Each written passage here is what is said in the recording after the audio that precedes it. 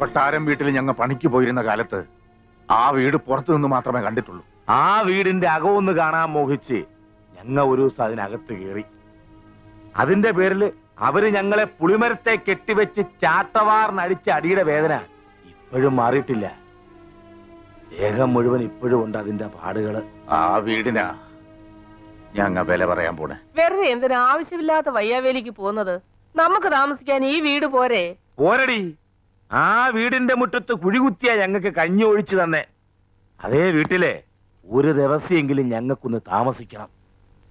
ഈശ്വരപിള്ളേ, എന്തോ എന്ത് വിലയുണ്ടാവൂടോ അതിന്? അതിപ്പോ 5.75, 7, 7, 14, 21, 25 ലക്ഷം മതിപ്പ് വരും. അത് നിനക്കെങ്ങനെ അറിയാം? ഞാൻ പുറമേന്ന് കണ്ടിട്ടുണ്ട്. കണ്ടപ്പോ തന്നെ നീ അതിന് വിലയും വിട്ട. വിവരക്കേട് പറയാതെ പ്രേമേന്ദ്ര, ഒരു 25 ലക്ഷം മതിക്കും. കൊട്ടാരം വീടിന് എത്ര വരെ പോകും? കൂടിയാ 15, അതിനപ്പുറം പോവില്ല. എങ്കി ഒരു 20,01,000 എഴുതടാ. എത്ര? 20,01,000 എഴുതടാ. ചേട്ടന്റെ പേർക്ക് എഴുതണം. നമ്മുടെ രണ്ടുപേരുടെയും കൂടെ പേരിൽ എഴുതിയ പോരേടാ. വേണ്ട, കൊട്ടാരം വീട് എന്റെ ചേട്ടന്റെ പേര് കിടക്കട്ടെ. മാളു, നീ വാ. എന്ത് കാണാൻ ഇവിടെ വന്ന് നിൽക്കുന്നേ? വാ വാ, നിങ്ങളും വരണേടാ.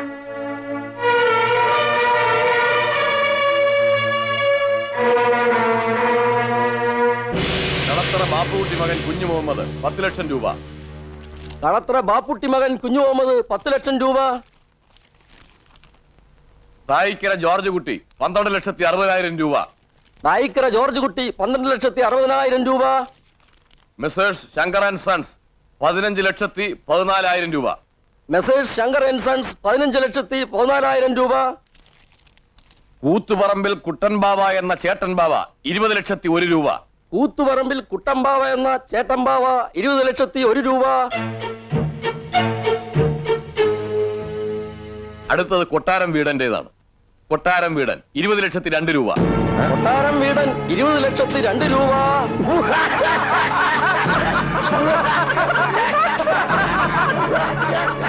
എന്റെ ഈശ്വര, ഇതെങ്ങനെ സംഭവിച്ചു?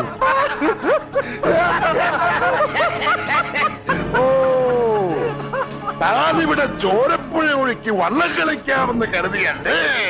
ഒരു കാര്യം പറഞ്ഞേക്കാം. ബഹളം വെക്കരുത്, ഒരു കവർ കൂടി പൊട്ടിക്കാനുണ്ട്. കൂത്തുപറമ്പിൽ കുഞ്ഞമ്പാവ എന്ന അനിയൻ ബാവ 25 ലക്ഷം രൂപ. കൂത്തുപറമ്പിൽ കുഞ്ഞമ്പാവ എന്ന അനിയൻ ബാവ 25 ലക്ഷം രൂപ.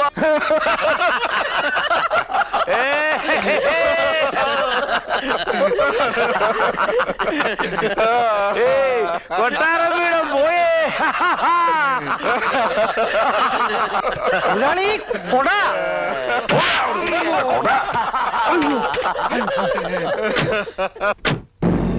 ചേട്ടാ, നുമ്മ ഇവിടെ 20,01,000 എഴുതിയപ്പ കൊട്ടാരം വീടൻ 20,02,000 എഴുതി. അപ്പൊ ഇവിടെ എഴുതിയ ആരാണ്ട് അവിടെ ചെന്ന് പറഞ്ഞിട്ടുണ്ട്. ഈ ചതി മനസ്സിലാക്കിയിട്ടാണ് ഒരു തിരുമറി ഞാൻ നടത്തിയത്. അതുകൊണ്ടാണ് ഞങ്ങളുടെ ഉപ്പും ചോറും തിന്നിട്ട് ഞങ്ങളെ ഒറ്റുകൊടുത്തവനാരായാലും ഞങ്ങൾ വെറുതെ വിടൂല. ഇനി പറഞ്ഞോ, അതാരായാലും നേരെ പറയണതാണ് നല്ലത്. ആ പറയടാ, ആരാത്? പറഞ്ഞില്ലേ പറയിക്കാൻ എനിക്കറിയാം. ഈശ്വരപിള്ളേ. അയ്യോ, ഞാനല്ല. പിന്നെ ആരാ? എനിക്കറിയില്ലേ. നീയാണോടാ? അല്ല. നീയാണോടാ? ഞാൻ പറയില്ല. പറയില്ലേ? ഇല്ല. പറയിക്കാൻ എനിക്കറിയാം. അയ്യോ, ഇവിടത്തെ കാര്യങ്ങളൊന്നും ഞാൻ പുറത്തു പോയി പറയില്ലെന്നാ പറഞ്ഞത്. ഓ, ഇനി എവരുടെ വെക്കിട്ട് കയറണ്ട. നിങ്ങൾ പോ പിള്ളാരെ. ആ വോട്ട് അവനാരായാലും എന്റെ കൈ കിട്ടും. അന്ന് അവന്റെ അന്ത്യവുമായിരിക്കും. എല്ലാരും പൊക്കോ.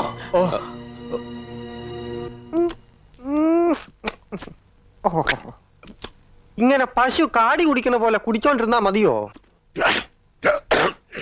ഞാൻ ടൗണിൽ പോയി 5-10 നല്ല തല്ലുകാരെയും കൂട്ടിക്കൊണ്ട് വരട്ടെ? അതുകൊണ്ടൊന്നും കാര്യമില്ലടാ.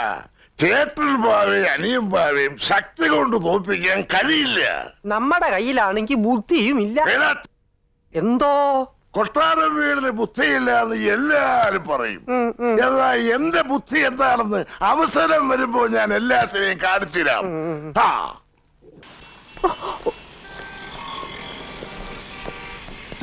Good morning sir. Good morning. അല്ല ഇതാരും മാളുവോ? തകർപ്പൻ ഷോപ്പിംഗ് കഴിഞ്ഞ ലക്ഷണം ഉണ്ടല്ലോ.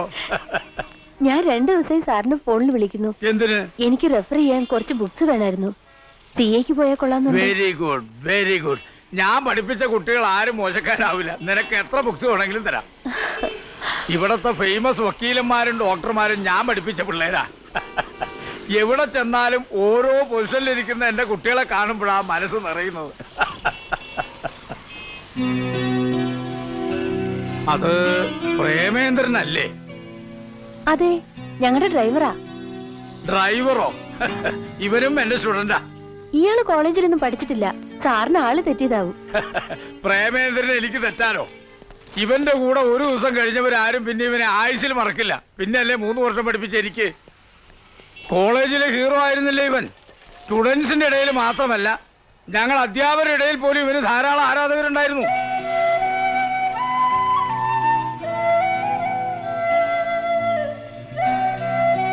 ഇതെന്താണോ പ്രേമേന്ദ്ര ഈ വേഷത്തിൽ? തന്നെ വല്ല ബാങ്ക് മാനേജറോ ബിസിനസ് എക്സിക്യൂട്ടീവോ ഒക്കെ ആയി കണ്ടുമുട്ടുമെന്നാ ഞാൻ കരുതിയത്. ഗുരുത്വം മാത്രം പോരല്ലോ സാർ, തലവെഴുത്തുകൂടി ശരിയാവണ്ടേ? സാരമില്ലടോ, ഒക്കെ ശരിയാവും. പറ്റേ സാർ. ആ, മാളു വിചാരിച്ചാൽ നിങ്ങളുടെ ഏതെങ്കിലും ഒരു ഫാക്ടറിയിൽ ഇവനൊരു ജോലി തരപ്പെടുത്താവുന്നതേ ഉള്ളൂ. സത്യം പറഞ്ഞ കൊട്ടാരം വീട്ടിലെ ദേവി തമ്പുരാട്ടിയുടെ മകനെ ഈ നിലയിൽ കാണുവരുമെന്ന് ഒരിക്കലും ഞാൻ പ്രതീക്ഷിച്ചില്ല. ദ്രോഹി, ഊരും പേരും മാറ്റി പറഞ്ഞ് കൂടെ നിന്ന് ചതിക്കാമെന്ന് വിചാരിച്ചു അല്ലടാ? സത്യമായിട്ട് എനിക്ക് ഒന്നും അറിഞ്ഞൂടാ. ഞാൻ ആരെയും ചതിച്ചിട്ടില്ല. ചതിച്ചിട്ടില്ല അല്ലേ? പിന്നെ എങ്ങനെയാടാ ഞങ്ങ ഇവിടെ എഴുതിയ ലേലത്തുക കൊട്ടാരം വീടൻ അറിഞ്ഞത്? ഇനി എന്നെ തല്ലരുത്, ഞാൻ പറയുന്നൊന്ന് വിശ്വസിക്കണം. മിണ്ടിപ്പോരും പൊട്ടിക്കഴിവുറ മോനെ.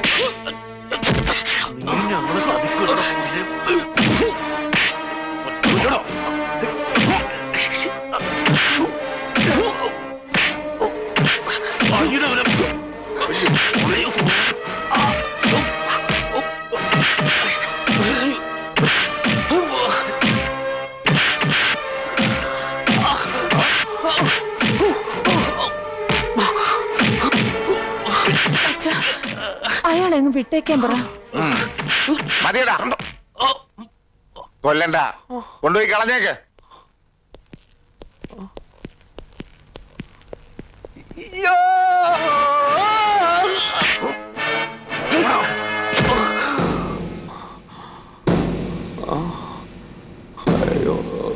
എനിക്ക് നീ കൊട്ടാരം വീട്ടിലാണെന്ന് എന്നോടൊരു വാക്ക് പറയായിരുന്നില്ലേ?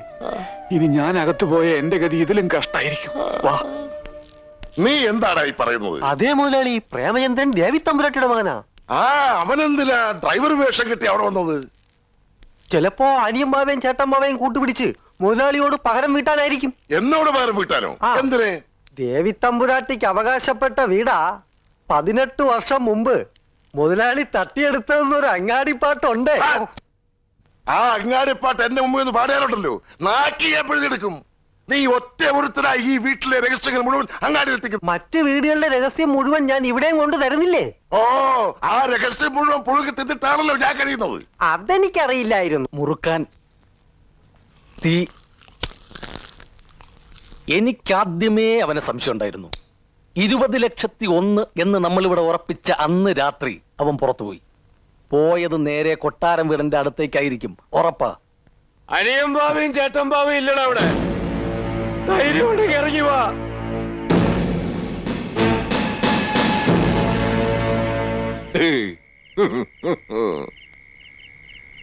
നിനക്ക് കിട്ടിയതൊന്നും പോരടാ. എടാന്നോ? തമ്പ്രാനാണ് തമ്പ്രാൻ. ഞാന് രാജവംശത്തിൽ പറഞ്ഞവനാ. കൊട്ടാരം വീട്ടിലെ ദേവി തമ്പുരാട്ടിയുടെ മകൻ. നിങ്ങൾ 25 ലക്ഷം രൂപയ്ക്ക് ലേലം വിളിച്ചെടുത്തില്ലേ ആ കൊട്ടാരത്തിന്റെ അവകാശി പ്രേമേന്ദ്ര തമ്പുരാൻ. എന്റെ അച്ഛനും അമ്മയൊക്കെ പറ്റിച്ച ഡ്യൂപ്ലിക്കേറ്റ് കൊട്ടാരം വീടിന് എല്ലാം കൈക്കലാക്കി. ഇപ്പൊ താമസിക്കുന്നതേ അതിലും പേര് കേട്ട തറവാട്ടില്ല, ചെമ്പകശ്ശേരിയില്. കുറെ തമ്പ്രാക്കന്മാരും തമ്പ്രാട്ടിമാരൊക്കെ അവിടെ വളഞ്ഞു ചുരുട്ട് കൂടി കിടപ്പുണ്ട്. വല്ലപ്പോഴും അടുപ്പ് പുകയുന്നുണ്ടോ എന്ന് നോക്കി. ഒരു നേരത്തെ മരുന്നെങ്കിലും മുടങ്ങാതെ കൊടുക്കാൻ വേണ്ടിയിട്ടാ ബിരുദവും പെരുമയൊക്കെ കുഴിച്ചിട്ട് ഇങ്ങോട്ട് കെട്ടിയെടുത്തത്. അല്ലാതെ ആരെ ചതിക്കാൻ വേണ്ടിയിട്ടല്ല. ചതിച്ച ആരാണെന്ന് ഞാൻ കാണിച്ചു തരാം, ഇപ്പൊ തെളിയിച്ചു തരാം. ഈശ്വരപിള്ളേ, കൊണ്ടുപോവനെ. അയ്യോ അയ്യോ അയ്യോ പറഞ്ഞു കൊടുക്കടാ പട്ടി. ഇനി എന്നെ തല്ലരുത്, ഞാൻ പറഞ്ഞോളാം. ഇവിടെ 20,01,000 എഴുതിയെന്ന് എന്നോട് പറഞ്ഞത് ഈ സുന്ദരനാ. അത് പിന്നെ അമ്മാവ, ഞാനൊരു കാഷ്വൽ ടാക്കിൽ ഇംഗ്ലീഷ് പറഞ്ഞതാ പുല്ലേ.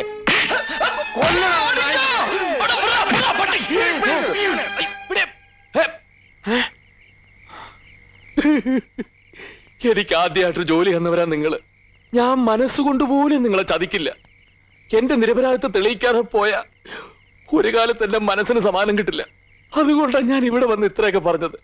മുതലാളി വരെ എന്നോട് ക്ഷമിക്കണം. ഞാൻ പോവുക. ഈശ്വരപിള്ളേ, എന്തോ അവനോട് നിൽക്കാൻ പറയടോ. നീ തല്ലും കൊണ്ട് ആ വഴി പോയിരുന്നെങ്കിൽ നീ അല്ല തെറ്റുകാരനെന്ന് അറിഞ്ഞാലും ഞങ്ങ നിന്നെ തിരിച്ചു വിളിക്കൂല. ഇപ്പൊ നീ കാണിച്ചതാണ് ചങ്കൂറ്റം. അല്ലെങ്കിലും ആണത്തമുള്ള അവന്മാരെ ഞങ്ങൾക്ക് പണ്ടേ ഇഷ്ടമാ. ഇനി നീ എങ്ങും പോകണ്ട, ഇവിടെ നിന്നോ.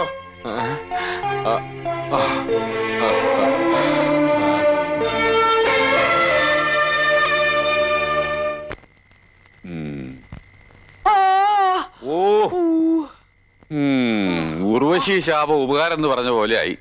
ഇതോടെ ആ സുന്ദരനെ കൊണ്ടുള്ള ശല്യം തീർന്നു.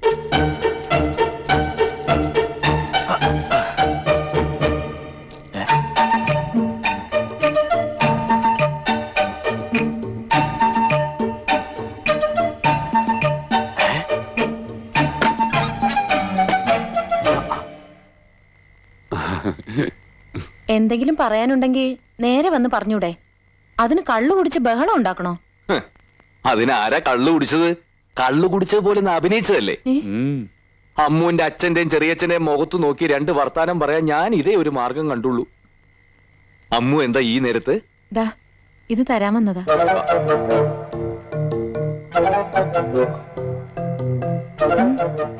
വീട്ടിൽ ഇത്രയൊക്കെ ബുദ്ധിമുട്ടുണ്ടെങ്കിൽ അത് പറയായിരുന്നില്ലേ? പറയാതെ എങ്ങനെ കാര്യങ്ങൾ അറിയുന്നേ? അയ്യോ, ഇതൊന്നും വേണ്ട. ഒന്നും പറയണ്ട, ഇത് വേഗം വീട്ടിലേക്ക് അയച്ചോട്.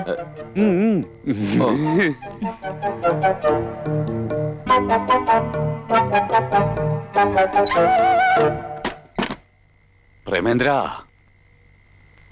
ഇത് സംഗതി മറ്റതാണ്. മറ്റതോ? പ്രേമം. അയ്യോ, അറുത്ത കൈക്ക് ഉപ്പ് തേക്കാത്ത മഹാ പിശിക്കുക. ചാവാൻ പോവാന്ന് പറഞ്ഞാൽ 10 പൈസ കൊടുക്കില്ല. ആ അവള് നിനക്ക് ഇത്രയും പൈസ തരണമെങ്കിൽ ഇതിലെന്തോ ഉണ്ട്. അന്ന് അവള് നിനക്ക് ചോറ് വിളമ്പി തന്നപ്പോഴേ എനിക്ക് സംശയം ഉണ്ടായിരുന്നു. ഇപ്പൊ കാശറിഞ്ഞപ്പോ എനിക്കത് ഉറപ്പായി. നിങ്ങൾ എന്തൊക്കെയാ പറഞ്ഞോണ്ട് വരുന്നത്? നീ രക്ഷപ്പെട്ടെന്ന്. എങ്ങനെ? ചേട്ടമ്പാവയുടെ മോൾക്ക് നിന്നെ ഇഷ്ടായ നീ മഹാരാജാവായിന്നാ. എടാ, മുട്ടന്റെ അടുത്ത് മുട്ടണ്ട പോലെ മുട്ടിയാ പിന്നെ ഒന്നിനും മുട്ട് വരത്തില്ല. അങ്ങനെ മുട്ടിയാ മുട്ടുകാല് തല്ലി ഓടിക്കുന്നല്ലേ അവര് പറഞ്ഞിരിക്കുന്നത്. അല്പം ബുദ്ധിമുട്ടണം. മുട്ടണു.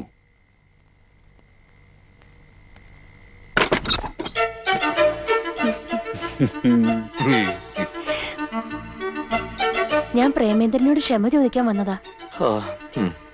വലിയ തറവാട്ടിലെയാണെന്നും ബികോം വരെ പഠിച്ചതാണെന്നും ഒക്കെ ഞാൻ അച്ഛനോട് പറഞ്ഞത് പ്രേമേന്ദ്രന് കുറച്ചുകൂടി നല്ല ജോലി കിട്ടാൻ വേണ്ടിട്ടാ.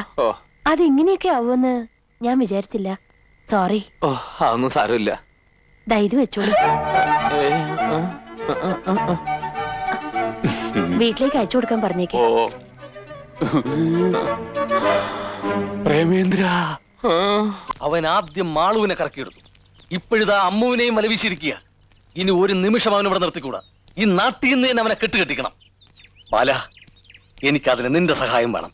നിനക്കാവുമ്പോ ഈ തിണ്ണ പരിപാടിയൊക്കെ നല്ല പിടിയാണല്ലോ. അതാണല്ലോ നിന്നെ പോലുള്ള തിണ്ണ പാർട്ടികൾ എന്നെ തേടി വരുന്നത്. ബാല, ഒന്ന് നില്ല്. എന്ത് ചെലവുണ്ടെങ്കിലും ഞാൻ ചെയ്യാം. നീ എന്നെ ഒന്ന് സഹായിച്ചേ പറ്റൂ. പറ്റില്ല എന്ന് പറയരുത് പ്ലീസ്. അവനെ ഇവിടെ നിന്ന് ഓടിക്കണം അല്ലേ? അതെ.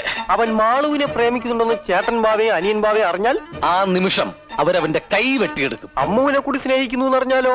കാലും കൂടി വെട്ടിയെടുക്കും. കൈയും കാലും ഇല്ലാത്തവൻ എങ്ങനെ ഓടിക്കും? ഓടണ്ട, അവൻ എഴയണം. എന്തായാലും കയ്യും കാലും ഇല്ലാത്തവരത്തിനെ പിന്നൊരു പെണ്ണും പ്രേമിക്കില്ലല്ലോ. എങ്കിൽ നമുക്കിതെല്ലാ തെളിവോടും കൂടി ബാബമാരെ അറിയിക്കാം. അതെങ്ങനെ? അതൊക്കെ ഉണ്ട്.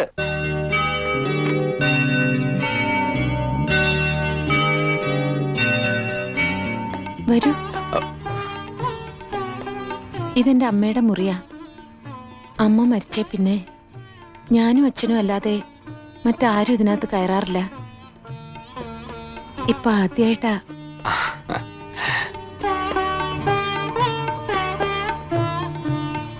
ഇതാണ് എന്റെ അമ്മ. ഞാൻ എനിക്ക് വേണ്ടി കണ്ടുവച്ച ആളെ അമ്മയെ കാണിക്കാൻ കൊണ്ടുവന്നതാ. അല്ല ഞാൻ ഇനി മനസ്സിലായില്ലെന്ന് ഭാവിക്കരുത്. എനിക്ക് പറയാനുള്ളതെല്ലാം ഇതിലുണ്ട്. അല്ല ഇത്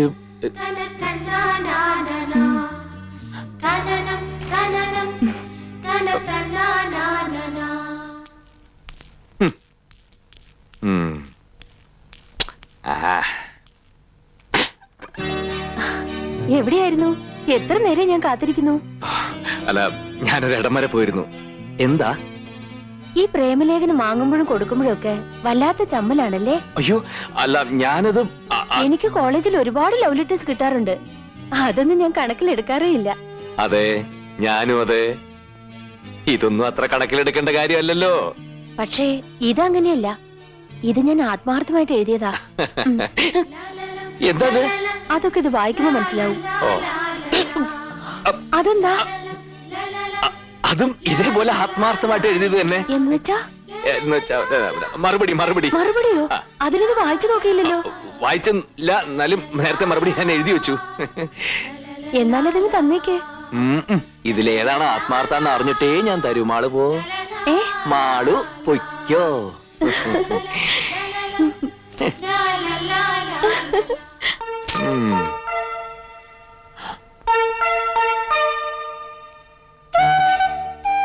എന്റെ പ്രേമേട്ടന്, എന്റെ പ്രിയപ്പെട്ട പ്രേമേട്ടന്. എന്റെ ഈശ്വര.